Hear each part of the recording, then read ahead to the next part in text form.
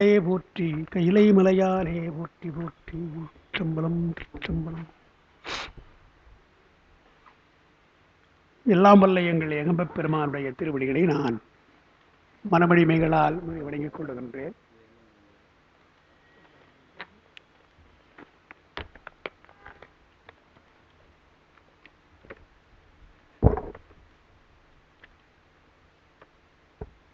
தொண்டை மண்டலம் இருக்குது. இது இல்லை, இதுக்கு எனக்கு இதுதான் இருக்கு. அதில் இதில் சித்தியார் தானே, எல்லாம் சித்தியார் தான். நான் இதில் என்னுடைய ஒரிஜினலாக வச்சுருப்பேன், அதனால எடுத்துக்க மாட்டேன். நான் எடுத்துக்கிறது கிடையாது.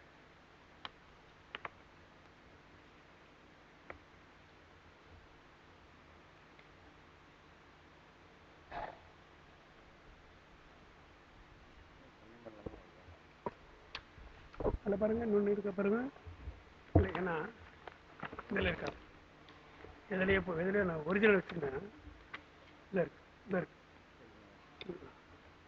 இதில் எடுத்துடலாம், இதுலேயும் உள்ள போட்டுடலாம். இது ஐயா கொடுத்துடலாம். இது நான் 58ஆவதா?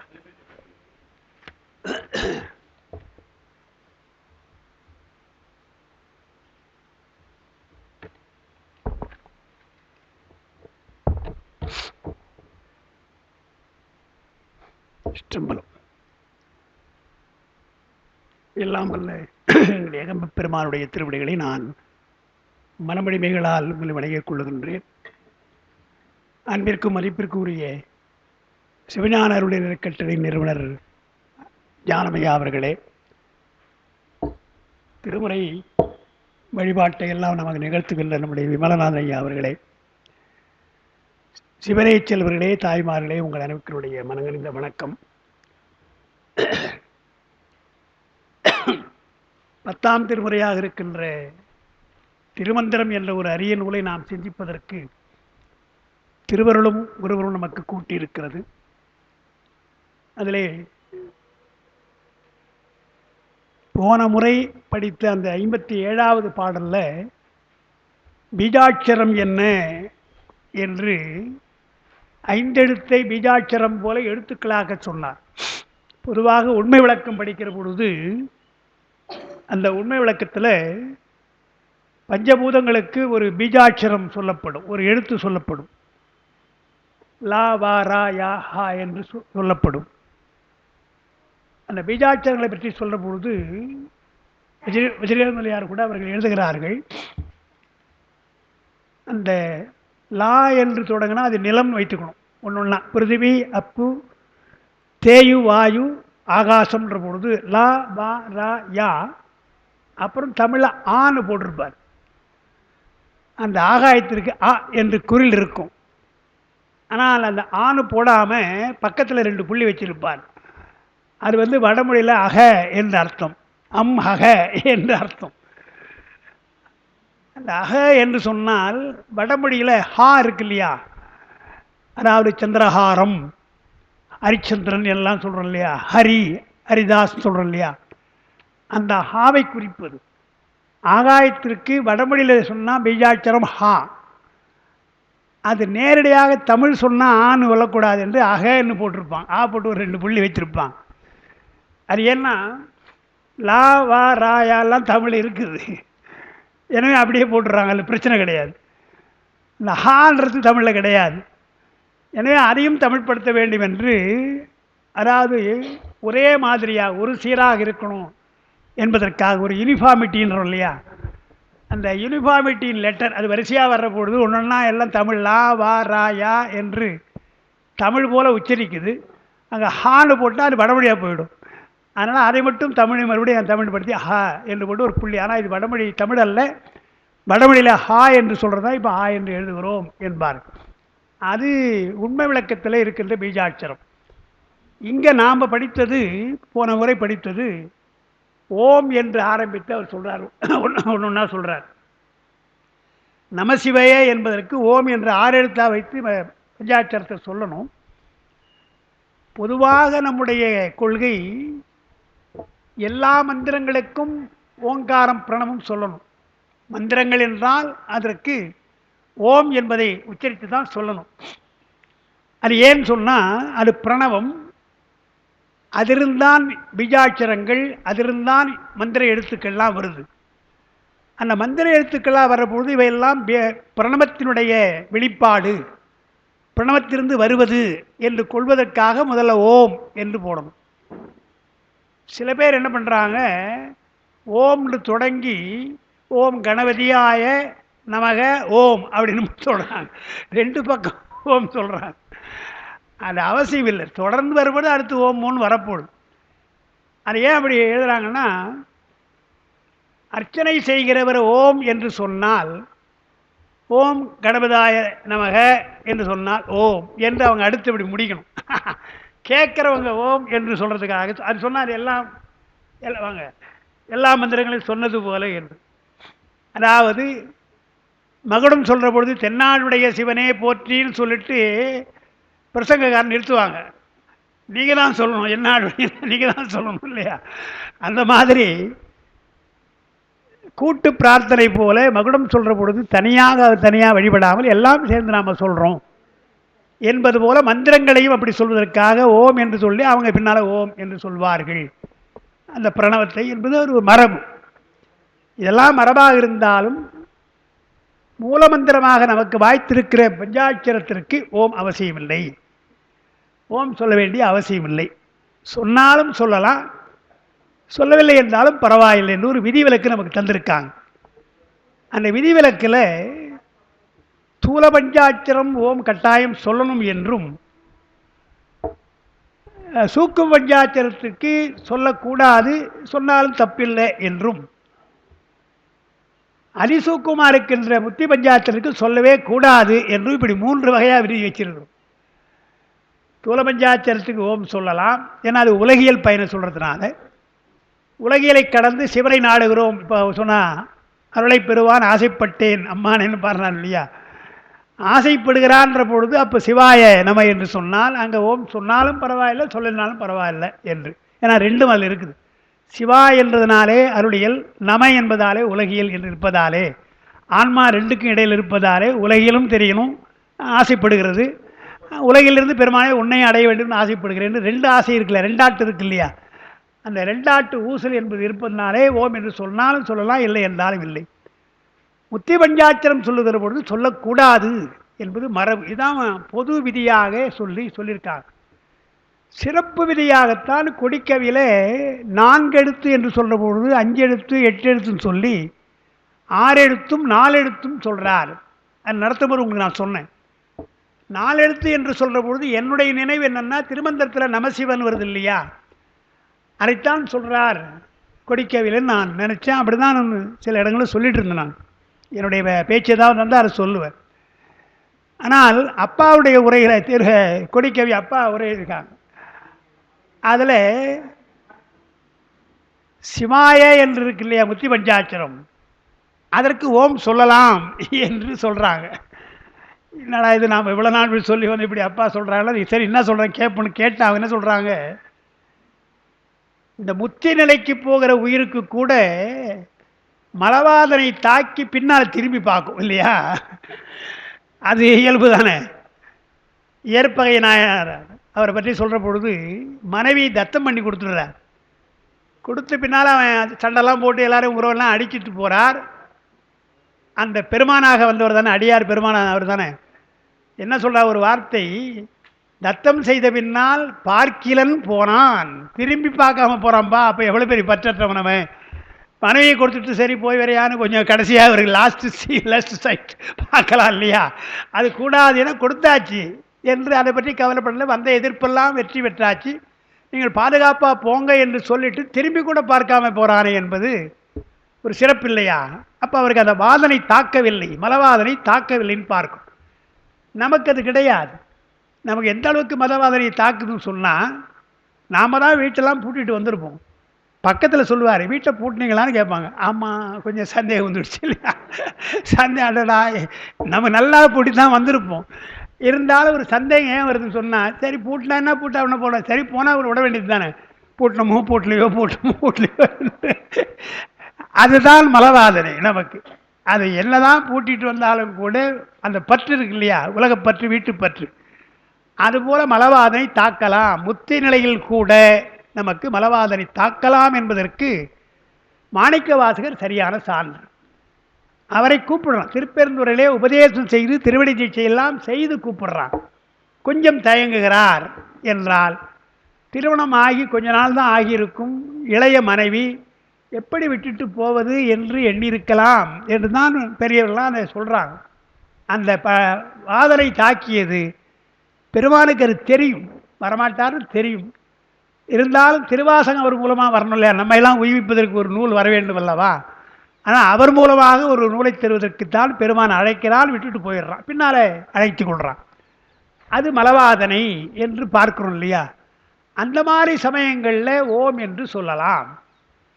முற்றிலும் பற்றற்று பெருமானை எதுவும் வேண்டாம் எனக்கு, நீ தான் வேண்டும் என்று சொன்னால் அங்கே ஓம் அவசியம் இல்லை.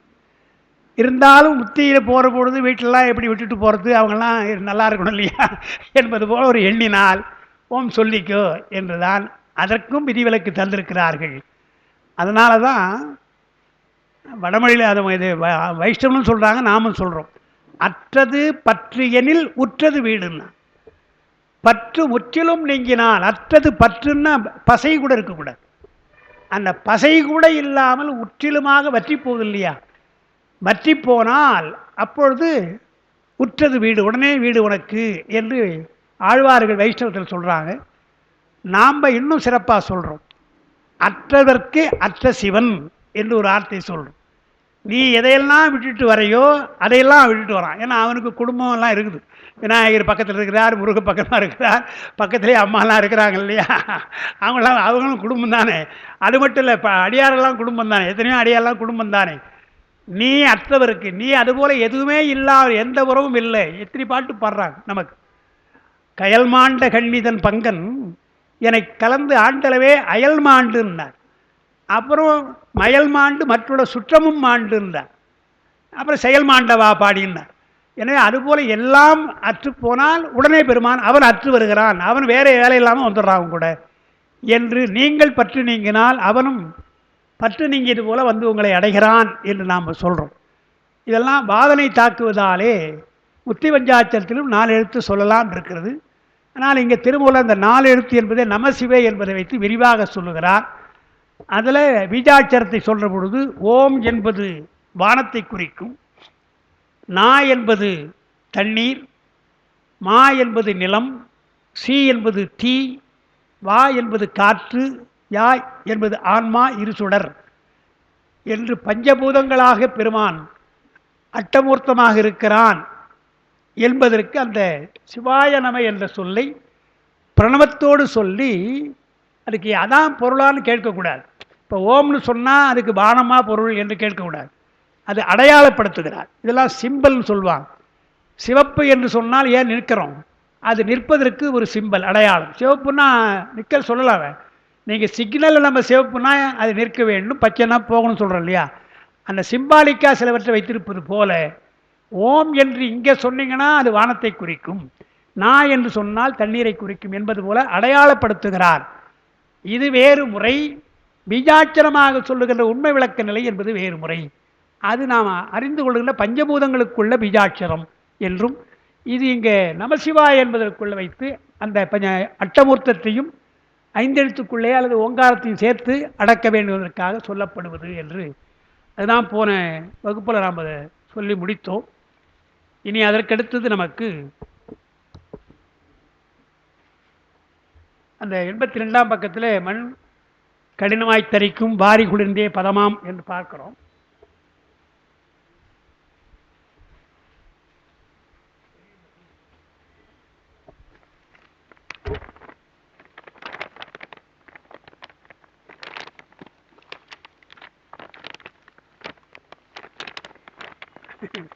எங்கேயோ மாட்டி பெரிய திருமந்திரம் உள்ள வச்சிருந்தேன், கேளு.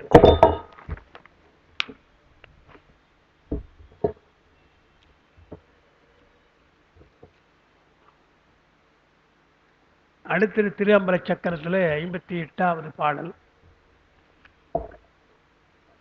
954 இருக்கும் உங்களுக்கு. மொத்த 4ஆம் எழுத்தோசை ஞாலம் உரு அது, 4ஆம் எழுத்தினுள் ஞானம் அடங்கிற்று.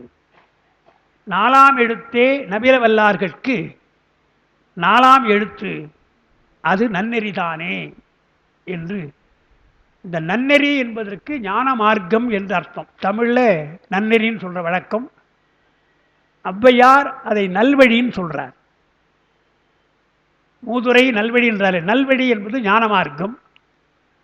சிவப்பிரகாசர் நன்னெறின்னு சொல்கிறார். நமக்கும் நமச்சிவாயவே நன்னெறி என்று அப்பர் பெருமான் பாடியிருக்கிறான்னு பார்க்கிறோம். எனவே ஞான மார்க்கத்திற்கு நன்னெறி என்று பெயர்.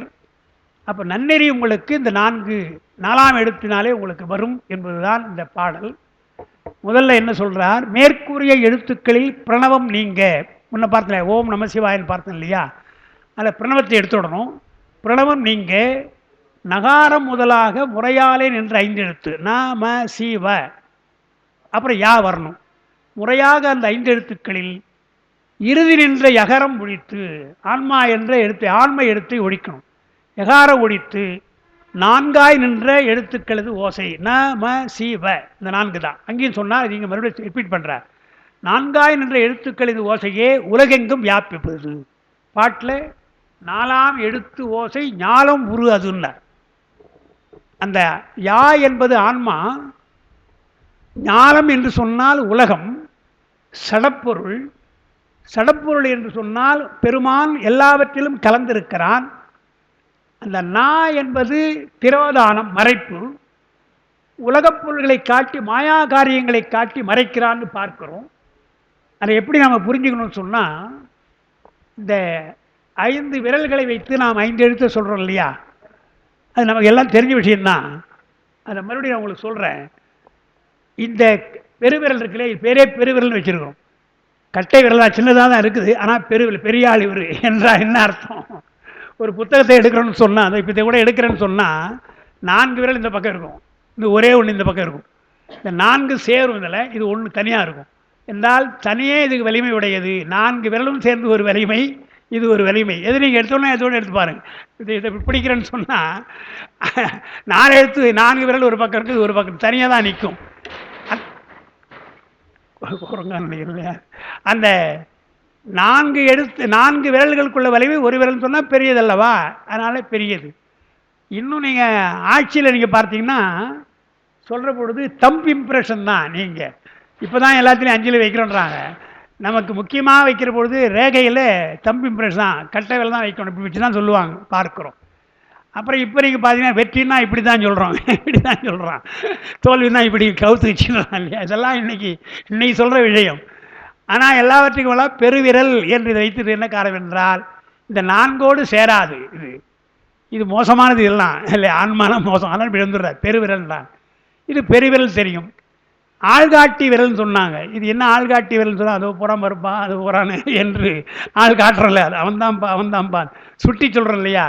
எனவே சுட்டு விரல் அது ஆள்காட்டி விரல் என்று சொல்கிறோம். இந்த 5 விரலில் இதுதான் பெருசாக இருக்குது. பெருசாக இருக்குன்னு சொன்னால் அதுதான் ஆணவம் இருக்கிறது, அதுதான் பெருசு. ஆணவம் தான் பெருசாக நிற்கிது. அதனால தான் இந்த இந்த மோதிர விரல் இருக்கு இல்லையா, இது கர்ம விரல், கர்மங்கள் செய்வதற்காக உள்ள விரல். இதுக்கு தான் மோதிரம் போடணுமே தவிர இதுக்கு போடக்கூடாது. நம்ம இதுக்கு ஏன்னா ஆணவத்துக்கு என்ன அழகுபடுத்துறது, அது நீக்கணும்னு நினைக்கிறேன். அது என்ன அழகுபடுத்துறது என்றால், மாப்பிள்ளை என்ன பண்ணுறாரு, இது கொஞ்சம் பெரிய விரலாக இருக்குது, கொஞ்சம் அதிகமாக பவுன் கிடைக்கும் இல்லையா, எனவே இதை காமிச்சிடுறாரு, இதை போட்டுங்கன்றார் இல்லையா? அந்த 3வது விரல், இந்த நடுவிரலுக்கு சொல்லக்கூடாது. ஆணவத்தை குறிப்பதற்கு சிறப்பு கிடையாது. பேச்சு வழக்கில் இதை பாம்பு விரல்னு சொல்லுவாங்க, நீங்கள் கேள்விப்பட்டிருக்கலாம். சில பேர் இந்த பாம்பு விரல் என்ன ரொம்ப ஜாக்கிரதையாக இருக்கணும், பாம்பு போல என்று பாம்பு விரல் நான் சொல்ல கேட்டிருக்கிறேன். பாம்பு விரல் இது மோதிரவில் நமக்கு தெரியும், கர்மத்திற்காக உள்ளது. இது சுண்டி விரல் மாயை. இப்போ ஆணவம், கர்மம், மாயை என்று 3 இருக்கு இல்லையா? இந்த 3ம் நமக்கு ஒரு பக்கமாக இருக்குது. இது யாரோடு சேர்ந்துருக்கு என்றால் ஆன்மாவோடு சேர்ந்துருக்கு. இது நமக்கு தெரிஞ்ச ஒரு விஷயந்தான். இதில் என்ன பண்ணுறோம், ஆணவம் கண்மம் மாயின்ற பொழுது இது ஆணவம், இது கண்மம், மாயின் தனித்தனியாக சொல்லிடுறோம். இப்போ நீங்கள் 5 எழுத்துக்கு வர்ற பொழுது நீங்கள் பார்த்தீங்கன்னா, சிவாய நமனே வைத்துக்கொள்ளுங்க, இல்லை நம்ம சிவா எது ஒன்று வச்சுங்க. சிவாய நமன்னா சி என்றால் பெருமான், வா என்றால் அவருடைய அருள். அதுக்கு விரல் கிடையாது. சீவா ரெண்டும் இங்கே இருக்குது. சீவா ரெண்டுமே ஆன்மாவுக்குரியது, பெருமானுக்குரியது. எனவே பெருவிரல்லையே சிவலிங்கம் போல சிவம் சக்தியாக இது இருக்கிறதுன்னு பார்க்குறோம். இப்போ சீவா முடிஞ்சு போச்சு. இது யா. யா இன்னும் ரெண்டு தான் இருக்குது. மா ரெண்டு தான் இருக்குது. மா என்றால் மலம், அது ஆணவத்தை குறிக்கும். முடிஞ்சு போச்சு. இப்போ கர்மம் மாயை எங்கே இருக்குது என்றால், இது கர்மம், இது மாயை. இந்த ரெண்டும் நாவில் அடங்குது. எனவே சிவாய நம என்ற 5 இடத்துல சி என்று சொன்னால் கடவுளும் சக்தியும், இறைவனும் சிவமும் சக்தியும், அது பெருவிரல். அந்த ஆன்மாவை குறிப்பதற்கு ஆள்காட்டி விரல் இருக்கிறது. அப்புறம் சி வா முடிஞ்சது, யா முடிஞ்சு போச்சு. இனி இருக்கிற 2 எழுத்து தான் இருக்குது. நாமா 2 எழுத்துனா 3 விரல் நமக்கு இருக்குது இல்லையா? அந்த 2 எழுத்துல நா என்றால், அந்த மா என்றால் ஆணவம், மீதி எஞ்சிருப்பது கண்மம் மாயை, அது நகாரம் காட்டுகிறது என்று நாம் சொல்லிடுறோம். ஏன் அப்படி சொல்கிறோன்னு சொன்னால், இறைவன் இப்போ சி வா இருக்கு இல்லையா, இந்த வா என்பது அருள் சக்தி. 5 எழுத்துல வா என்று சொன்னால் இது பெருமானுடைய அருள் சக்தி. நா என்று சொன்னால் திரோதான சக்தி. நான் என்றால் நான் இப்போ சொன்ன மாதிரி கண்மம் மாயை தான், ஆணவம் தான், இது கண்மம் மாயை தான். ஆனால் நான் என்றால் கண்மம் மாயன்னு சொல்கிறது கிடையாது. 5 எழுத்து சொல்கிற பொழுது நான் என்றால் அதை திரோதானம் என்று சொல்கிறோம். ஏனென்றால் பெருமான் மறைப்பது எப்படி என்றால், கண்மத்தினாலும் மாயையாலும் மறைக்கிறான். அது நீங்கினால் அருள் வா என்பது வந்துவிடும்.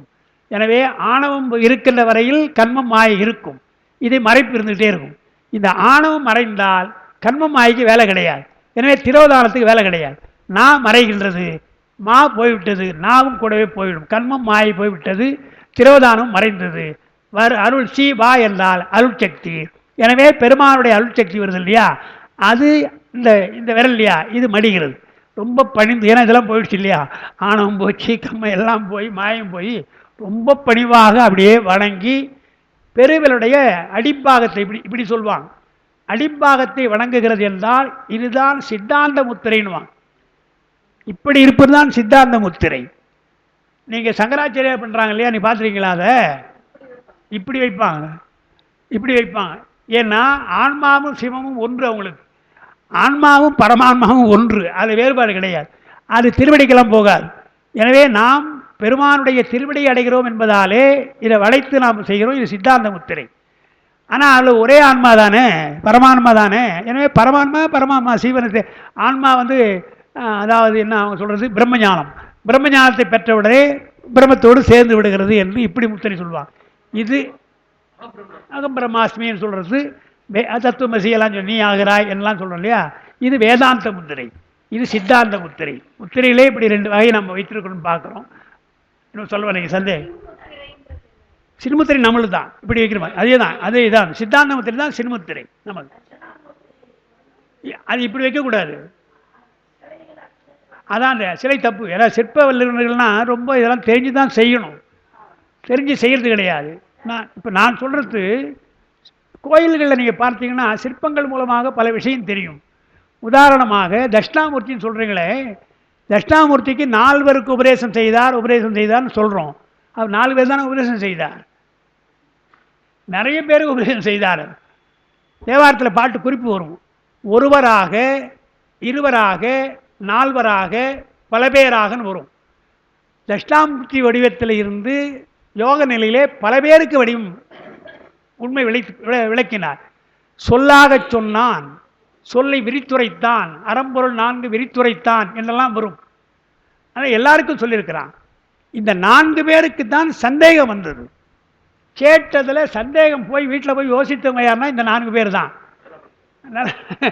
நன்றாக கேட்டதை படிச்சுட்டு அங்கே போய் யோசிக்கிறேன், வாத்தியார் சொன்னாரப்பா என்று சிந்திக்கிற பொழுது தான் சந்தேகம் வரும். அதுபோல் தட்சிணாமூர்த்தி எவ்வளோ சொல்லியிருக்கிறாருன்னு அவங்க இந்த 4 பேர் போனாங்க இல்லையா, அது சனகாதி முனிவர்னு சொல்கிறாங்க, இல்லை ஒரு 4 பேர்ன்றாங்க.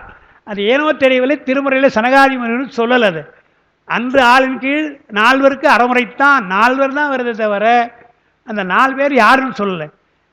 இருந்தாலும் சங்கராச்சாரிய பண்ணோன்னா வாங்க சனகாதி முனிவர்னு சொல்கிறாங்க. அது சொன்னால் தப்பு கிடையாது. சனகாதி முனிவர்கள் என்றால் பிரம்மனுடைய மானச புத்திரர்கள் அவங்கள சொல்லுவாங்க, மனசிலே தோன்றிய புத்திரர்கள் சொல்கிறாங்க. எதுவாக இருக்கட்டும், அந்த 4 பேர் வராங்க இல்லையா. நீங்கள் சிற்ப வல்லுநர் பார்த்தீங்கன்னா சில இடங்களில் தட்சிணாமூர்த்திக்கு கீழே 2 பேர் இருப்பாங்க, 2 முடிவு இருப்பாங்க. அதை நான் கேள்விப்பட்டிருக்கேன். இந்த மாதிரி கேட்க இன்னும் 2 தானே இருக்குன்னு, 2 அந்த பக்கம் இருக்குது அப்படின்னாங்க. அதாவது இந்த தெனாலிராமன் என்ன பண்ணான், கிருஷ்ணதேவராயர் தான் இருந்தான். அந்த அரசர்கிட்ட ஒரு பெரிய ஓவியம் வந்தான். நான் ஓவியம் நிறைய வரைஞ்சிருக்கேன், அதெல்லாம் டிஸ்பிளே பண்ணணும் வாங்கினா அந்த ஓவிய கண்காட்சி பிரமாணமாக போட்டான். போட்டுட்டு போகிற பொழுது அவன் என்ன அழகாக ஓவியம் வரைகிறான். அழகாக ஓவியம் வருவது ஒரு யானையை வரைஞ்சான். யானையை வரைந்தால் அது 2 கால் தான் இருக்குது, இந்த 2 காலை காணும். அவன் தெனாலிராமன் சும்மா இல்லாமல் என்ன பண்ணான், 4 கால் தானே யானைக்கு, 2 கால் தானே இருக்குன்னா, இல்லைங்க அதுக்கு பின்னால் அந்த பக்கம் இருக்குது, அந்த பக்கம் இருக்குது அப்படி நாம் கற்பனை பண்ணிக்கணும். ஏன்னா யானைக்கு 4 கால் தெரியும், அது தெரியல ஓவியத்தில், ஏன்னா லேசாக ஷேடு போட்டிருப்போம் இல்லையா, எனவே அது 4 கால், அந்த 2 கால் இருக்குன்னு தெரிஞ்சுக்கணும் அப்படின்னு சொன்னான். சரிதான் தலையாட்டிட்டான். எல்லாம் கேட்டு வெளியே வந்தான். கிருஷ்ணதேவரர் என்ன சொன்னான், நான் கூட நிறைய ஓவியம் வரைஞ்சிருக்கிறேன், நீங்கள் நாளைக்கு வாங்க அந்த ஓவிய கண்காட்சி நீங்கள் திறக்கணும்னா. நீ எப்படா வரைஞ்சி எங்கள் அடிக்கடி வரைய எப்படா தரேன், நீங்கள் வாங்க பாருங்கன்னு. அதே மாதிரி போனான். அவன் ஒன்றும் பண்ணலை, வரிசையாகனா ஒரு கோடு இப்படி ஒரு கோடு அப்படி ஒரு கோடு சும்மா போட்டு வச்சிட்டான். இவர் போய் பார்த்தா ஒன்று என்னடா வெறும் கோடை போட்டு வச்சுருக்கேன்னா, கோடுன்னு சொல்லாதீங்க, இந்த இருக்கு இல்லையா இது குதிரை காது, மற்றெல்லாம் அந்த பக்கம் இருக்கு, இது யானை கால், அதெல்லாம் அந்த பக்கம் இருக்கு என்று சொன்னான். சொல்கிறேன், இதெல்லாம் வேடிக்கையாக சொல்கிறேன் இல்லையா. அந்த மாதிரி இல்லாமல் நமக்கு நாமா என்பது எங்கடான்னு பார்க்குறது சின்முத்திரைன்னு சொன்னால் வேதாந்த முத்திரை என்று அவங்க சொல்கிறாங்க. நாம் சின்முத்திரை பெருமானுடைய திருவடியை அடைகின்றோம் என்பதற்காக தான் இது சின்முத்திரை. உங்களுக்கு நான் பலமுறை சொல்லியிருக்கேன், திருமந்தம் நடத்துறதுனால சத்து சித்து ஆனந்தம் என்பதற்கு சன்முத்திரை, சின்முத்திரை, ஆனந்த முத்திரை என்று 3ஆக சொல்கிறோம். சன்முத்திரை என்பது என்ன என்று சொன்னால், பிச்சாடர் நீங்கள் பார்த்தீங்கன்னா இப்படி ஒரு விரலை காண்பிச்சிருப்பார். பிச்சாடர் ரூபத்தை நீங்கள் பார்த்தீங்கன்னா ஒரு விரல் இருக்கும். பரபிரம்மம் ஒன்று உண்டு, பரம்பொருள் ஒன்று உண்டு என்று சொல்கிறல, கடவுளே இல்லைன்னு சில பேர் சொல்லுவான்.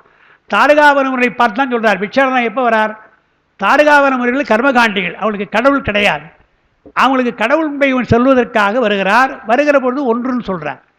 அது ஒன்றுதான் கடவுள், ஒரு கடவுள் இருக்கிறான் என்று சொல்வதற்காக அது சன்முத்திரை, அது சத்து முத்திரை, சத்தை சொல்கிறார். சத்து என்று ஒரு பொருள், அது பரம்பொருள், அது சத்முத்திரை. இப்போ நாம் சொன்ன தட்சிணாமூர்த்தி சின்முத்திரை, அறிவு முத்திரை. இந்த பாசத்தை பசுக்கள் விட்டு பதியினை அடைய முத்தின்னு நான் சொல்கிறேன். பாசத்தை நீங்கினால் இந்த பசு பதியை அடையும், அது முத்தி, அது சின்முத்திரை என்று தட்சிணாமூர்த்தி அறை சொல்கிறார், முப்பொருள் இயல்பு சொல்கிறார் என்று பார்க்கிறோம். உண்மை விளக்கத்தில் நீங்கள் பார்த்தீங்கன்னா நடராஜ பெருமான் வீசுகரம் இருக்கும், எடுத்த பாதம் அபயகரம், வீசுகரம் இருக்கும். இந்த வீசுகரம் இருக்கு இல்லையா, அது நேயத்தால் ஆன்மாவை தான் எடுத்தல் தான் எந்த யார் பரதம் என்றார் உண்மை விளக்கம். பேரின்பத்திலே திளைக்க வேண்டும் அல்லவா என்று எடுக்கின்றான். அந்த எடுத்த பாதம் இருக்குல்லையா, அது அருள், அருள் எடுத்தது, அருள்தான் எடுத்து நேயத்தே ஆன்மாவை தான் அழுத்துதல், பேரின்பத்தில் அழுத்துகிறது. அழுத்துவதற்கு வீசுகரம், அந்த வீசுகரம் ஆனந்த முத்திரை என்று 3ஆக சொல்கிறோம். சின்முத்திரை, சன்முத்திரை, சின்முத்திரை, ஆனந்த முத்திரை என்று நம்ம 3ஆக நம்ம சொல்கிறோம். அது நடராஜ பெருமானுடைய வீசுகரம் ஆனந்த முத்திரை என்று நம்ம இதை அடிக்கடி சொல்லியிருக்கிறோம். அதுபோல் இந்த நமசிவே என்று சொல்கிற பொழுது 5 எழுத்துக்குள்ளே எல்லாம் அடங்குகிறது, 5 எழுத்துலேயே அடங்குது இல்லையா. ஞானசம்பந்த பெருமான் அங்கையில் விரல் 5 எழுத்துமேன்ட்டார். அங்கையில் விரல் 5 எழுத்துமேன்னு சொன்னால் 5 எழுத்துக்கு என்ன பொருளோ அது பெருமான் 5 விரலை வச்சிருக்கிறான்ட்டார். இதை பார்த்தா போரும் அல்லவா, பெருமான் அப்படி தானே வச்சிருக்கிறான். நமக்கு 5 எழுத்து மூலமந்திரம் என்று சொன்னால் உறுப்புக்களே நமக்கு 5 விரல்கள் வைத்து நீ எண்ணலாம் கணிக்கலாம் என்று வைத்திருக்கிறான் இல்லையா. இதை வச்சு தானே நம்ம சொல்கிறோம் 5 எழுத்துடைய பொருளை இப்படி தானே சொல்கிறோம். எனவே அங்கையில் விரல் 5 எழுத்துமே என்றும் சொல்லுகிறார் என்று பார்க்கிறோம். நீதிபதி கைலாசம் இருந்தார், உங்களுக்கு தெரிஞ்சிருக்கலாம். ஜஸ்டிஸ் கைலாசம் ரொம்ப நேர்மையானவர் இருந்தவர், சுப்ரீம் கோர்ட் வரையில் அவனுக்கு போயிருந்தவர். அவங்களுடைய மனைவி தான் சவுந்தரா கைலாசம் என்று, அவங்க நல்லா இது மாதிரி சமயம் பேசுவாங்க, அவங்க நமக்கு நல்லா தெரியும் பழக்கம். அவங்களும் நான் ஒரே சமயத்தில் தஞ்சாவூர் பல்கலைக்கழகத்தில் அறக்கட்டளை சொற்பொழிக்கு அவரும் என்னையும் போட்டார். ஏன்னா அபய நடராஜன் பிறந்தார், பாலராயம் வரார், நீங்களும் கூட வாங்கினா அந்த மாதிரி கூப்பிட்டு அறக்கட்டளை அவங்க 1 மணி நேரம் என்ன பேச வச்சார். அவங்க என்ன பண்ணாங்க, ஐயோ பல்கலைக்கழகம் அவங்க எவ்வளோ திருஞான சம்பந்தரை பற்றி பேச சொல்கிறாங்க, எனக்கு தெரியாது, நீங்கள் கொஞ்சம் வாங்க சொல்லுங்கன்னு சொன்ன பொழுது, இந்த அங்கையில் விரல் அஞ்செழுத்துமேன்னு நான் சொன்ன உடனே, ஆமாம் அது எனக்கு தெரியும் அல்லவா, சின்முத்திரை தானேன்னு சொன்னாங்க. அது சரிதான், அதுதான் சரி, அதை சொல்லிவிடுங்க, முதல்ல நீங்கள் அதை சொல்லிவிடுங்க, அதை விட இன்னொன்று இருக்குது, அதை தான் சொல்லணும், அதை ஞானசம்பந்தர் ரொம்ப குறிப்பாக சொல்கிறாருன்னு அது எனக்கு தீட்சையில் சொல்லிக் கொடுப்பாங்க. தீட்சா குரு சொன்னால் ஒரு விஷயம் சொல்லுவாங்க. அது என்னன்னு சொன்னால், இந்த விரலை எடுக்கக்கூடாது, இடக்கை விரல் என்ன இதுதான் எடுத்துக்கணும், பயன்படுத்தணும். சமய தீட்சை செய்து அனுஷ்டானம் முடித்திருப்பார். 108 எண்ணுறோம் இல்லையா, 108 எண்ணுகிற பொழுது சில பேர் என்ன பண்ணுவாங்க, உத்ராட்சத்தை எண்ணுவாங்க. 1 2 3 உருத்ராட்சத்தை எண்ணுவாங்க. அந்த உத்ராட்சத்தை எண்ணுற பொழுது என்ன பிரச்சனை சொன்னால், மேலிருந்து உருட்டுறதா கீழிருந்து உருட்டுறதா ஒரு பிரச்சனை வந்துடும். அப்புறம் நடுவில் இருக்கிற அந்த மணி இருக்குல்லையா, அது எங்கே மாட்டுதா இல்லையா என்று தெரியாது. அதனால் 51 வச்சு அப்புறம் 108 எண்ணுவாங்க. இதெல்லாம் சிக்கல். அதுக்காக என்ன பண்ணுவாங்க, எனக்கு அப்பா சொல்லிக் கொடுத்து உத்ராட்சம்லாம் வேணண்டா என்று கை தான் முக்கியம். இந்த கையை வச்சுக்கிட்டிங்கன்னா, இந்த விரல் இருக்கு இல்லையா, இதுதான் எண்ண வேண்டிய ஒரு விரல், பெரிய விரல் எண்ணணும். இந்த இருக்கு பாருங்கள், இதில் இங்கே எடுக்கணும், வரி வரியாக இருக்கு இல்லையா, ஒவ்வொரு 3 வரி இருக்கு இல்லையா, அந்த வரியில் இதை எடுக்கணும். மோதிர விரல் இருக்கு, அதை முதல்ல எடுக்கணும். 1 2 3 4 5 6 7 8 9 10 ஒரு சுற்று வருது இல்லையா, 10 இப்படி மெல்ல இது ரெண்டுக்கு இல்லையா, இது அம்மை இது அப்பன் நடுவில் இருக்கிறது. நாம் பாம்பு வரும்னு சொல்கிறோம், இருந்தால் இப்போ எண்ணுகிற பொழுது இது இந்த கோடு இருக்கு இல்லையா, இது அம்மையப்பராக நாம் பாவிக்கணும். அம்மையப்பரை சுற்றி நாம் வருகிறோம் அல்லவா, எனவே கைலாயத்தை சுற்றி வரா மாதிரி நம்ம பாவிக்கணும். பாவித்து 10 சுற்று சுற்றணும். முதல்ல ஒரு சுற்று, அது ஒரு சுற்று சுற்றிய உடனே இந்த கையில் ஒன்று இப்படி வச்சுக்கணும், மறக்கக்கூடாதுக்காக வச்சுக்கணும். இது தெரிஞ்சவங்களுக்கு தெரியும், அதனால் ஒன்றுமா மூடிட்டு அவங்க இப்படி இப்படின்னு வாங்க, இப்படி இப்படின்னுட்டே இருப்பாங்க, என்னடா இப்படி இப்படி பண்ணுறானே அப்படின்னு தெரியாது. எண்ணுவார்கள். ஒரு சுற்று 2 சுற்று 3 சுற்று மெல்ல எண்ணணும். 10 சுற்று வந்தால் 100 ஆகிப்போச்சு. 11ஆவது சுற்று மிக முக்கியமாக எண்ண வேண்டும். அப்போ எண்ணுகிற பொழுது 110 ஆகும். 108 தான், மேலே 2 போனால் தப்பு கிடையாது என்று 110. இதைத்தான் அங்கையில் விரல் அஞ்செழுத்துமே என்று ஞானசம்பந்தர் குறிப்பாக சொல்லியிருக்கிறார். நான் சொன்னேன், ரொம்ப அவங்களுக்கு மகிழ்ச்சியாக போச்சு. ஐயா இது தீட்சையில் ரொம்ப நல்லா இருக்குது. நான் சொன்னேன், இது அப்பா எனக்கு சொல்லிக் கொடுத்தது, சொல்லுங்கள் தஞ்சாவூர்லன்னு சொன்னேன். அந்த மாதிரி ஞானசம்பந்த பெருமானுடைய திருமுறையில் மேலோட்டமாக சில இருந்தாலும் கூட ஆழமாக பலவற்றை சொல்லியிருக்கிறார் என்பது தான். இப்போ திருப்பாசுரம் ஒன்று போதும் அல்லவா, திருப்பாசுர பகுதியை நீங்கள் படிச்சிங்கன்னா, சித்தாந்தம் சொல்கிற பொழுது நம்மளாம் கூட சொல்கிறோம், சிவஞான பொருள்னு சொல்கிறோம்.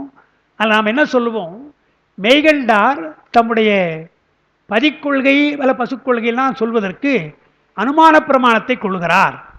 ஏன்னா காட்சி பிரமாணம் இருக்குது, அதாவது பிரத்யட்ச பிரமாணம் காட்சி அளவை, அனுமான பிரமாணம் அது கருதல் அளவை, ஆகம பிரமாணம் அது உரை அளவை. இந்த 3ல் காட்சி அளவை கண்ணுக்கே தெரிஞ்சு போனால் அதை நிறுவ வேண்டிய அவசியம் கிடையாது, நீங்களே பார்க்குறீங்க இல்லையா என்று சொல்லிடலாம். ஆனால் கடவுளை எங்கே நாம் பார்க்குறோம், உயிரை எங்கே பார்க்குறோம், அப்போ அனுமானிக்க வேண்டியதாக இருக்குது. அனுமானிப்பு இருக்காது, ஆகமும் இருக்குது. கடவுள் இருக்கிறான்னு சொன்னால் வள்ளுவர் கூட சொல்கிறார், ஒத்துக்கிறாங்களா, ஒத்துக்க மாட்டேன்றாங்க. எனவே ஆகம பிரமாணத்தையும் ஒப்புக்கொள்ள முடியாது, சில பேரால் ஒப்புக்கொள்ள முடியாது, காட்சி அளவையால் காட்ட முடியாது. அப்போ என்ன செய்யலாம்னா, மெய்கண்டார் என்ன பண்ணார், அனுமானிக்கலாம் என்று தான் அனுமான பிரமாணம் சொல்கிறார். நமக்கு சித்தாந்தத்தில் அறிவினால் பெருமானை ஆராய்ச்சியிலே அடைய முடியாது, இதுதான் தீர்ந்த ஒன்று. நம்முடைய அறிவினாலே ஆராய்ச்சியினாலே பெருமான் அகப்பட மாட்டான், ஆனால் அனுமான ஆராய்ச்சியில் அகப்படுவான். அனுமானத்தினால அகப்படுவான்னா இது எப்படி நடக்குது, இடி எப்படி இடிக்குது, மின்னல் எப்படி வருது என்றெல்லாம் நீங்கள் யோசித்தால், இயற்கையை நீங்கள் ஆராய்ச்சி பண்ண இப்படியெல்லாம் ஒரு ரித்தம் இருக்கு இல்லையா, ஒரு ஒழுங்கு இருக்கு இல்லையா. இந்த ஒழுங்குக்கு என்ன காரணம் என்றால், அறிவாளி ஒருவன் இயக்குகிறான், அறிவற்றவன் இயக்கலை. அதனால தான் பருவகாலம் என்றால் கார்த்திகைன்னா நமக்கு என்ன, குளிர்காலம், மாறுகினா குளிர்காலம் சொல்கிறோம், மழைக்காலம் சொல்கிறோமே, காலங்கள் மாறுகின்றதெல்லாம் என்ற சூரியன் கரையில் கரெக்டாக எழுந்துடுறான் உதயத்தில். பௌர்ணமி என்றால், தேய்பிறை என்றால், வளர்வை என்றால், ஒழுங்கு எல்லாத்துலையும் இருக்கு இல்லையா. இந்த மாதிரி ஒழுங்கு இருந்தால் அது அறிவாளி ஒருவன், பேரறிவாளன் ஒருவன் தான் செய்ய முடியும் என்று அனுமானிக்கலாம். அனுமானித்து கடவுளை அறியலாம் என்று அனுமான பிரமாணத்தினாலே அடையலாம் தான் நம்ம சொல்லியிருக்கிறோம். காட்சி அளவைக்க முடியாது, ஆகமை அளவைக்க முடியாததை அனுமான பிரமாணத்திலே அடையலாம் தானே சித்தாந்தம் சொல்லுது. திருப்பாசுரத்தில் அவர் என்ன பண்ணுறார், ஏதுக்களாலும் எடுத்த முடியாலும் மிக்கு சோதிக்க வேண்டான்ட்டார். என்ன சொன்னார், அனுமான பிரமாணத்தில் அடையலாம், அது கூட ஒரு அளவு தான், நீ அனுமானத்தையே எல்லாம் போனால் அங்கே கூட அவனுக்கு அகப்பட மாட்டான், மிக்கு சோதிக்க வேண்டாம், கொஞ்சம் யோசிக்கலாம். ஒரு நம்பிக்கை வருவதற்கு கடவுள் உண்டு என்று நம்பிக்கை வருவதற்கு அனுமான பிரமாணம், ஏன்னா பதில் கிடையாது. நான் உங்களுக்கு சொல்லியிருக்கேன், மலேசியாவில் ஒரு பொண்ணு எங்கள் மாணவி, என்னுடைய மாணவியர், இவங்க அமர்நாத் குடும்பம்லாம் தெரியும். அதாவது பிரிட்டிஷ் பெண் சுபா சுபா சுபா அந்த பெண்ணு அது அடிக்கடி மாதிரி கேள்வி கேட்கும். கேள்வி கேட்டால் நான் உடனே இதுக்கெல்லாம் வினைதாமா காரணம்னு சொல்லுவேன். அது கேட்டுக்கும். ஒரு தடவை ஒரு கேள்வி கேட்டு இந்த வருக வினைன்னு சொல்லிவிடாதீங்க, மறுபடியும் இதெல்லாம் வினை எது கேட்டாலும் வினைன்னு பதில் சொல்கிறீங்க இல்லையா, ஃபோனில் கேட்குது, இதுக்கெல்லாம் வினைன்னு சொல்லாதீங்க வேறு சொல்லுங்கள் எனக்கு அப்படின்னு கேட்குது. நான் சொன்னேன், சரிம்மா நான் வினை சொல்லலை விட்டுறேன், நீ சொல்லுன்னு. நீ சொல்லு ஏதாவது, நான் கேட்டுக்கிறேன்னு. யோசித்து பார்த்து தெரியலையா, அதான் தெரியலையா, அதான் பெரியவங்க வினை சொல்லியிருக்காங்க, வேற சொல்ல முடியாது. இதுக்கு என்ன காரணம், அது ஏதோ ஒரு கேள்வி கேட்டது, இதுக்கு என்ன காரணம் என்றால் அது வினை, அவ்வளோதான் பதில். அந்த வினை என்று சொன்னால் நமக்கு ஒரு திருப்தி வருது, ஏதோ சரிப்பா ஒரு சமாதானம். அதுவும் இல்லைன்னா சமாதானம் கிடையாது. அதைத்தான் நம்முடைய ஞானசம்பந்தன் என்ன பண்ணுறார், சமணர்கள் பௌத்தர்கள் பார்த்து சொல்கிறார், கடவுள் நம்பிக்கையோட என்ன பண்ணுறான், கடவுள் பார்த்துக்கு வரான்னு சொல்லிட்டு போயிடுறான். நான் இங்கே சொல்லியிருக்கேன், இந்த கமலஹாசன் ஒரு சினிமா நடிகர் இருக்கிறாரு, இப்போ போய் சரி அங்கே போயிட்டார், ஆராய்ச்சிக்கு பொலிட்டிக்ஸ் போயிட்டார். அவர் சொன்னது, அவர் கார் டிரைவர் இருக்கிறான் இல்லையா, ஷூட்டிங் முடிஞ்சு போன பொழுது டிரைவர் சொல்லுவானா, ஏன் வீட்டை ஒரே பிரச்சனையா, என்ன பண்ணுறதுன்னு தெரியலையா அப்படின்னு சொல்லி போவானா. பாருப்பான்னு சொல்லிட்டே வந்து அப்புறம் காரை எடுத்தாந்து சாவி எடுத்தாந்து கொடுப்பானா. விட்ட உடனே இவர் கேட்பாரான், இப்போ நீ பிரச்சனைன்னு சொன்னியப்பா என்ன பண்ண போகிற அப்படின்னா, கடவுள் இருக்கான் சார் பார்த்துக்குவான் அப்படின்ட்டு போயிடுவானா. ஆனால் பாவி, நமக்கு கடவுள் நம்பிக்கை கிடையாது, ஏன்னா அவருக்கு கடவுள் நம்பிக்கை கிடையாது. கடவுள் நம்பிக்கை இல்லாத என் பிரச்சனை நான் தானே போட்டு மண்டையை போட்டு குழப்பி தூக்கம் இல்லாமல் இருக்கிறேன். அவன் எவ்வளோ பிரச்சனை இருந்தாலும் கடவுள் இருக்கிறான்னு போய்ட்டு அவன் தூங்குறான். டிரைவர் தூங்குறான், என்னால் தூங்க முடியலன்னு எழுதியிருக்கிறார். கடவுளை என்னால் நம்ப முடியல, போலியாவும் என்னால் இருக்கு நம்ப முடியல, எனவே எனக்கு தூக்கம் வரல. கடவுள் இருக்கார் பார்த்துக்கிறான்னு சொன்னால் அவன் போய் தூங்குறானே என்றால் ஒரு சமாதானம் இருக்குது இல்லையா அப்படின்னு. சைவ சித்தாந்த பெருமன்றத்தில் தியாகராஜன் ஒரு தலைவர் இருந்தார், உங்களுக்கு தெரிஞ்சுக்கிட்டு தியாகராஜன் இருந்தார். அவர் இப்போ கொஞ்சம் வயசு போய் வீட்டில் இருக்கிறார். அவர் சொல்லுவார், அவர் கொஞ்சம் தொழிலதிபர், பெரிய தொழிலதிபர். ஒரு நாள் மாமல்லபுரத்துலேருந்து அவர் காரில் அவர் அழைச்சி போகிறாங்க, பெரிய காரில் அழைச்சி போகிறாங்க. அழைச்சி போகும்போது அந்த வெளிநாட்டுக்காரன் எல்லா பக்கம் இப்படி பார்த்துட்டே வந்தானா. பார்த்துட்டு வந்தவன் என்ன கேட்டானா, மகாபலிபுரத்துலேருந்து சென்னை வரையில் வரேன், பிளாட்பாரத்தில் இத்தனை ஏழைகள் குடிசையில் வாழறாங்க, உடையில்லை உணவில்லாமல் பட்டினியாக கிடக்காம பார்த்தா ஏழ்மை நல்லா தெரியுது, எப்படி இந்த ஏழை மக்கள் எல்லாம் உங்களை இந்த மாதிரி காரில் போக அலோவ் பண்ணாங்க என்று கேட்குறான். ஆமாம் கிடையாது, அங்கே கடவுள் நம்பிக்கை கிடையாது உனக்கு. அதை சொன்னாரா, எப்படி how they people allow you to go, இந்த மாதிரி இந்த காரில் எப்படி போக முடிஞ்சது என்று கேட்ட உடனே எனக்கு என்ன பதில் சொல்லுன்னு தெரில. தட் இஸ் அவர் இந்துயிசம் என்று சொல்லி, ஏன்னா அவர் சைவசம் தெரியாது, தட் இஸ் அவர் இந்துயிசம் சொல்லி அதெல்லாம் ஃபேட் வினைன்னு சொன்னால் ஒத்துக்குவான் அத்தனை பேரும். ஏழையாக இருக்கிறியா அது நீ செய்த வினை என்று சொன்னால் பேசாமல் ஒத்துக்குவான் இல்லையா. அவனுக்கு எது சமாதானப்படுத்துவதற்கு தான் நாங்கள் வினையை வைத்திருக்கிறோம் என்றால் அவர் விளையாட்டாக சொன்ன விஷயம்தான். ஆனால் உண்மையும் கூட நீங்கள் பார்த்தீங்கன்னா அந்த வினை என்ற கான்செப்ட் இல்லைன்னு சொன்னால், சிவஞான முனிவர் எழுதுகிறார், பாஷ்யத்தில் எழுதுகிறார், வினை என்பது நீங்கள் ஒப்புக்கொள்ளவில்லை என்றால் கடவுள் கருணையுடைய ஏற்றுக்கொள்ள முடியாது உங்களால். ஏனென்றால் நாம் என்ன சொல்கிறோம், கடவுள் கருணையுடையனாக இருந்தால் எல்லாரும் சமமாக தானே வச்சுருக்கணும். சமமாகவே இல்லையே, அறிவில் சமம் இல்லை, அந்தஸ்தில் சமம் கிடையாது, எதிலையுமே சமம் கிடையாது. அப்போ கடவுளுக்கு நீங்கள் கருணைன்னு எப்படி சொல்கிறீங்க, எல்லாம் ஒரே மாதிரி தானே இருக்கணும். பள்ளிக்கூடம் போகிற குழந்தைகள்லாம் யூனிஃபார்ம் ஏன் கொடுக்குறோம், ஒரே மாதிரி இருக்குன்னு கொடுக்குறோம். அந்த மாதிரி தானே பெருமாள் எல்லாருக்கும் ஒன்றா கொடுத்துருக்கணும் என்றால், கடவுள் கருணையுடையவன்றது எப்போ நம்பலான்னா, அவனாக செய்யலப்பா, உங்களை எல்லாரும் நல்லா இருக்கணும்னு நினைக்கிறான், ஆனால் நீங்கள் செய்த வினை அவனால் செய்ய முடியவில்லை என்று. எப்படி நோயாளிக்கு மருந்து கொடுக்குறாரோ மருத்துவர், தாய் எப்படி தாய்ப்பால் இல்லாமல் மருந்து கொடுக்குறாரோ குழந்தைக்கு, அதுபோல் உங்களுக்கு மறைப்பை தருகிறான், திரோதானம் செய்கிறான், வினையை தருகிறான் என்று சொல்லுவதுதான் சமாதானம் என்று. கடவுளை நம்புவதற்கு வினையை நம்ப வேண்டும் என்று அவர் எழுதுகிறார். அதனால் இதெல்லாம் நமக்கு எண்ணித்தான் சொல்லியிருக்கிறார்கள் பார்க்கிறோம். ஆனால் இங்கே எழுத்துக்காக வந்த 5 எழுத்துக்களும் இவ்வளோ நமக்கு அருள் சக்தியாக மாறுவது, திரோதான சக்தியாக இருப்பது மாறுகிறதுன்னு பார்க்கிறோம். எனவே 4ஆம் எழுத்து ஓசை ஞானம் உருன்றார். 5 எழுத்துக்களில் உலகெங்கும் வியாபிப்பது என்று சொன்னால் இந்த 4 தான் இருக்குது.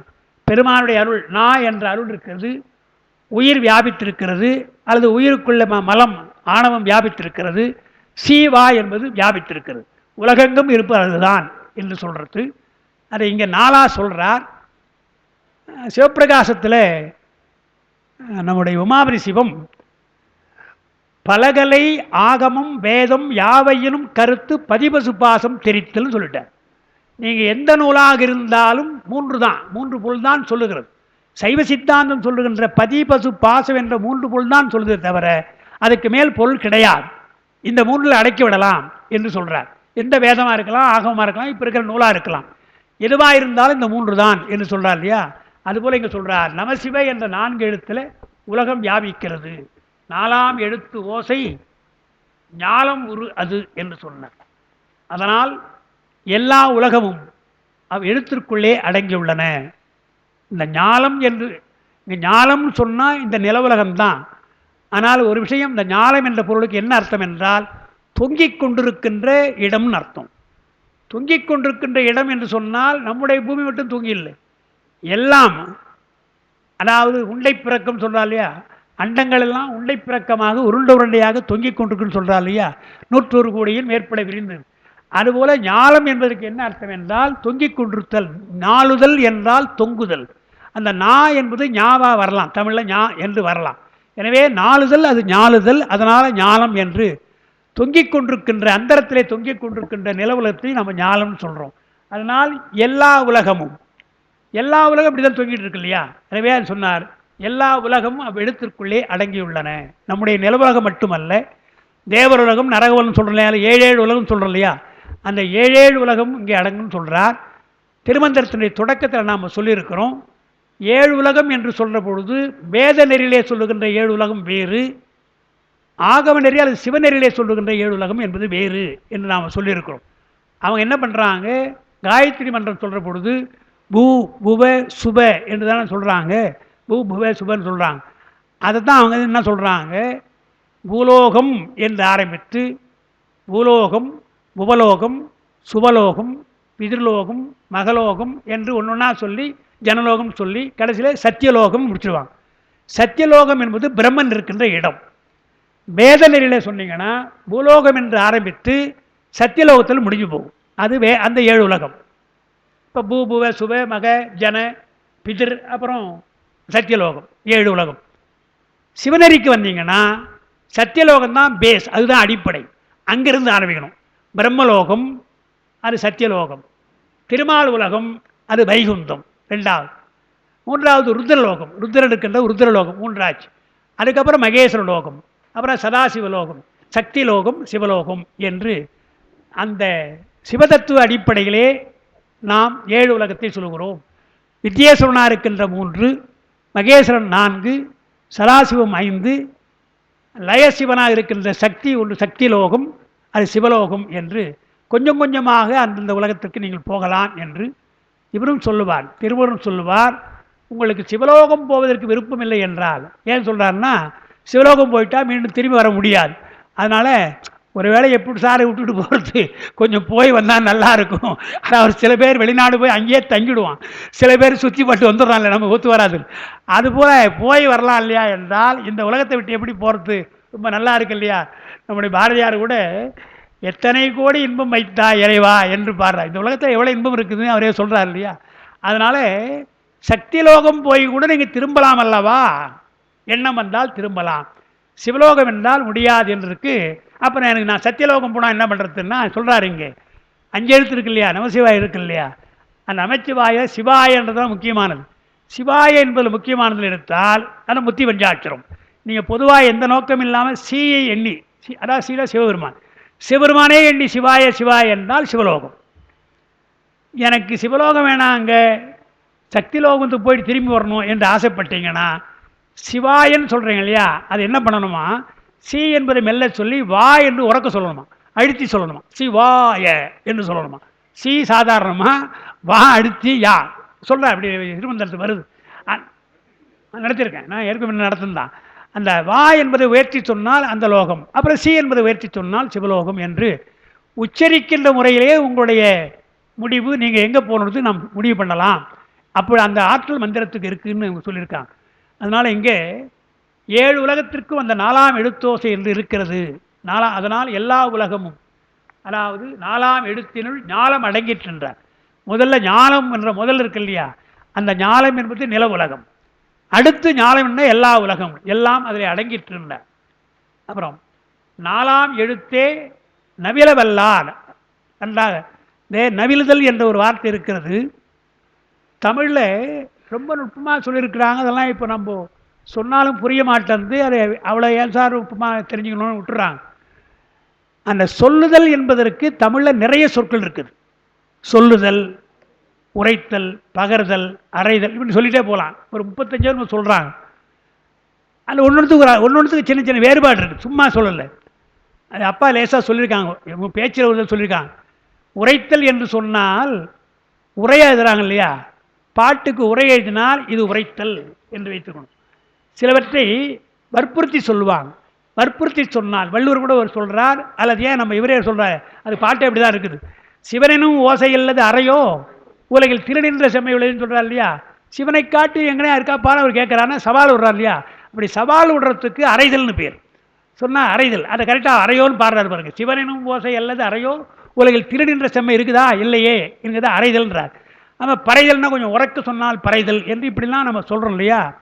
அதில் பகர்தல் என்று சொன்னால் விற்பனைக்கு தான். ஒரு பொருளை விற்கிறோம் என்று சொன்னால் விற்பனை. என்கார் சிலம்பு பகர்தல் வேண்டி. சிலப்பதிகாரத்தில் கண்ணகி சொல்கிறா, கோவலன் ஏன் தெரியுமா எங்கள் கணவன் வந்தான் மதுரைக்கு, என் கார் சிலம்பு பகர்தல் வேண்டி. சிலம்பை விற்கிறதுக்காக வந்தாயா என்ற அந்த பகர்தல் என்ற வார்த்தையை எங்கே சொல்கிறா. விற்பனைக்குரியதெல்லாம் பகர்தல் என்று சொல்லணும்.